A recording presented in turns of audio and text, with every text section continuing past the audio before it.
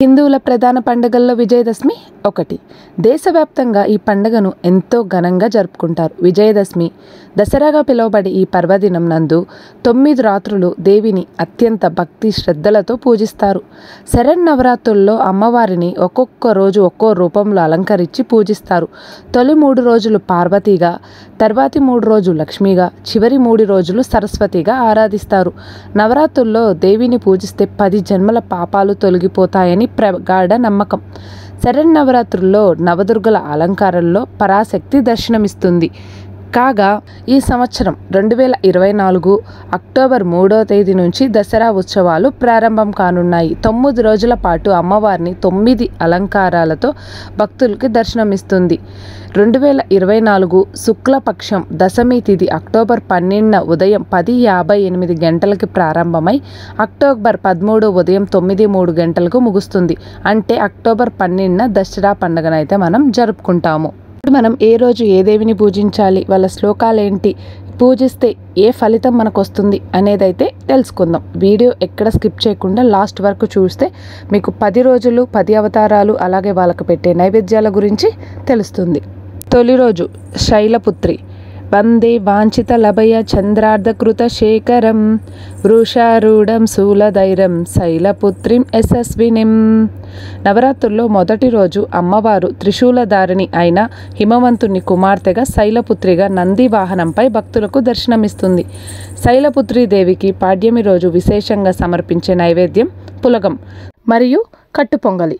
చీర రంగు గులాబీ, ఎర్ర మందారాలు, గులాబీ పూలతో ఆ రోజు అమ్మవారిని పూజించుకోవాల్సి ఉంటుంది. తొలి రోజు భక్తి శ్రద్ధలతో అమ్మను పూజించి పులగం నివేదించిన వారికి ఆ తల్లి సకల శక్తి సామర్థ్యాలను యశస్సును అందిస్తుంది.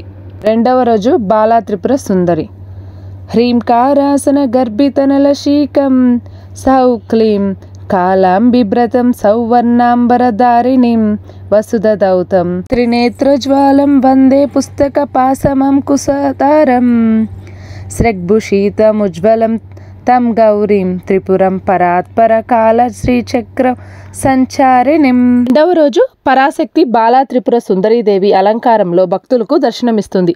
త్రిపుర సుందరీదేవి శ్రీచక్రంలోని త్రిపురాత్రయంలో మొదటి దేవత, షోడశ విద్యకు అధిష్టాన దేవత. అందుకే ఉపాసకులు త్రిపుర సుందరీదేవి అనుగ్రహం కోసం బాల అర్చన చేస్తారు. అందుకే ఈ రోజున 2 నుంచి 10 ఏళ్లలోపు బాలికలను అమ్మవారి స్వరూపంగా భావించి కుమారి పూజ చేస్తారు.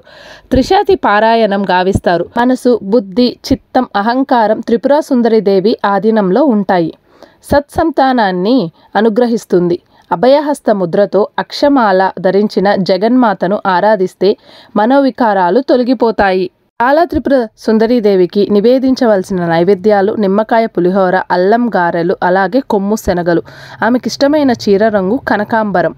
అలాగే ఆమెని పూజించవలసిన పూలు కలువ పూలు. మూడవ రోజు గాయత్రీదేవి శ్లోకం ముక్త విద్రుమ హేమ నీల ధవలాచైర్ముఖై శ్రీక్షణై యుక్తమిందుని బద్ధరత్నమకుటం తత్వార్థ వర్ణాత్మికం గాయత్రిం వరద భయం కుశ కసశుభ్రం కపాలం గదం శంఖం చక్ర మదార విందయుగలం హసైర్వహంతి భజే. వేద స్వరూపం గాయత్రీదేవి. అన్ని మంత్రాలకు మూలశక్తి గాయత్రి మంత్రం. మూడో రోజు ముక్త విద్రుమ హేమ నీల ధవల వర్ణాలు కలిగిన 5 ముఖాలతో శంఖం, చక్రం, గద, అంకుశం ధరించి దర్శనమిస్తుంది. గాయత్రి ఉపాసనతో మంత్రసిద్ధి, బ్రహ్మజ్ఞానం కలుగుతాయి. గాయత్రి మంత్ర జపంతో చతుర్వేద పారాయణ ఫలితం లభిస్తుంది. ఓం భూర్భువస్వః తస్సవితుర్వరేణ్యం భర్గో దేవస్య ధీమహి ధియో యో న ప్రచోదయాత్ అనే మంత్రాన్ని జపిస్తూ అమ్మను ధ్యానించాలి. నివేదించాల్సిన నైవేద్యం దద్దోజనం, కొబ్బరి అన్నం. అమ్మకిష్టమైన చీర రంగు గంధం. అలాగే అమ్మని పూజించవలసిన పూలు మల్లెపూలు, పొగాడ పూలు. నాలుగవ రోజు లలితాదేవి శ్లోకం ప్రాతః స్మరామి లలిత వదనారవిందం బింబదారం పృతులమౌక్తిక శోభినాసం అకర్ణ దీర్ఘనయనం మణికుండలాడ్యం మందస్మితం మృగమదోజ్వాల ఫాలదేశం. త్రిపురాత్రయంలో లలితాదేవి రెండో శక్తి. దేవి ఉపాసకులకు ముఖ్య దేవత. త్రిగుణాతీతమైన కామేశ్వర స్వరూపంలో 5వ రోజున దర్శనమిస్తుంది. లక్ష్మీ సరస్వతులు ఇరువైపులా నిలబడి వింజామరుల వీస్తుండగా శ్రీచక్ర అధిష్టాన శక్తిగా కొలువుదీరుతుంది. చెరుగ్గడ, విల్లు, పాశాంకుశాలను ధరించి భక్తులకు వరాలిస్తుంది. లలితాదేవి విద్యాస్వరూపిణి, మాంగళ్య సౌభాగ్యాన్ని ప్రసాదిస్తుంది. దేవి అనుగ్రహం కోసం సువాసిని పూజ చేయాలి. సమస్త సుఖాలను ప్రసాదించే శక్తి స్వరూపిణి లలితాదేవి. లలితాదేవికి సమర్పించవలసిన నైవేద్యం బెల్లం పరమాన్నం. ఆమెకి ఇష్టమైన చీర బంగారు రంగు. అలాగే ఆ రోజు లలితాదేవిని పూజించవలసిన పూలు తామర, కలువ, గులాబీ, జాజులు. వీటిల్లో ఏదైనా సరే అమ్మ పూజకు ఉపయోగించవచ్చు. 5వ రోజు సరస్వతీదేవి. శ్లోకం: యా కుందేందు తుషారహర ధవల యా శుభ్ర వస్త్రాన్విత యా వీణ వరదండ మండితకర యా శ్వేత పద్మాసన యా బ్రహ్మాచ్యుత శంకర ప్రభృతి విధ వైసద పూజిత సామం పాతు సరస్వతి భగవతి నిశ్శేష జాడ్యాపహ. శరన్నవరాత్రుల్లో మూలా నక్షత్రానికి చాలా విశిష్టత ఉంది. జగన్మాత చదువుల తల్లి సరస్వతి రూపంలో దర్శనమిచ్చే రోజు. బ్రహ్మ చైతన్య స్వరూపిణిగా సరస్వతిని పురాణాలు అభివర్ణించాయి. శ్వేత పద్మాన్ని ఆసనంగా అధిష్ఠించి వీణ, దండ, కమండలం, అక్షమాల ధరించి అభయముద్రతో భక్తులకు అజ్ఞాన తిమిరాలను దూరం చేస్తుంది. త్రిశక్తి రూపాల్లో సరస్వతి 3వ శక్తి రూపం. సంగీత సాహిత్యాలకు అధిష్టాన దేవత. ఈ తల్లిని ఆరాధించడం వల్ల బుద్ధి వికాసం, విద్యాలాభం కలుగుతాయి. సరస్వతీదేవికి నివేదించవలసిన నైవేద్యాలు పులిహోర, చలిమిడి, వడపప్పు, దద్దోజనం. అలాగే ఆమెకి ఇష్టమైన రంగు పసుపు, బంగారు రంగు. ఆ రోజు అమ్మని పూజించవలసిన పూలు పసుపు రంగు పూలు లేదా గొబ్బి పూలు, అలాగే సంపంగి పూలతో పూజించవలసి ఉంటుంది. 6వ రోజు అన్నపూర్ణాదేవి.